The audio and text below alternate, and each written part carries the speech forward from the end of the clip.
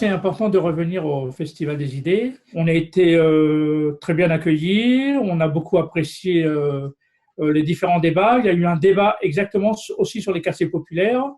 On a rencontré beaucoup de personnes, on a amélioré notre réseau, on a sensibilisé aussi beaucoup de personnes qui ne connaissent pas grand-chose sur les quartiers. Donc pour nous, c'était une très bonne occasion, une très bonne opportunité d'y être présent. L'histoire des quartiers populaires fait partie aussi de la France.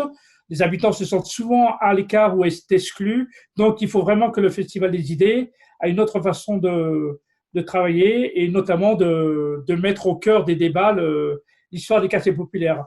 Il est important pour les habitants qui ne connaissent pas les quartiers, qui n'y vont très peu, pour différentes raisons, qui fassent le premier pas. C'est à eux de faire le premier pas, de tendre la main aux habitants des quartiers populaires et de leur dire on a besoin aussi de vous parce que vous faites aussi partie de la France et donc on a besoin d'échanger ensemble.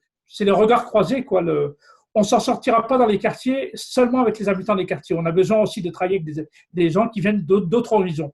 Et le Festival des idées, c'est une occasion unique de mettre toutes ces personnes autour de la table et de réfléchir ensemble comment nous pouvons tous améliorer la vie dans ces quartiers, surtout que les habitants des quartiers ne se sentent pas à l'écart, mais ils se sentent vraiment au milieu de la société française. Notre travail, c'est de s'installer le soir dans les quartiers pour créer des espaces de parole, parce que la parole, c'est plus fort que la violence. Et l'occasion pour le Festival des idées, c'est exactement dans la même thématique, c'est-à-dire remettre la parole au centre. Et moi, je crois vraiment à provoquer les rencontres pour se connaître pour se respecter pour vivre ensemble.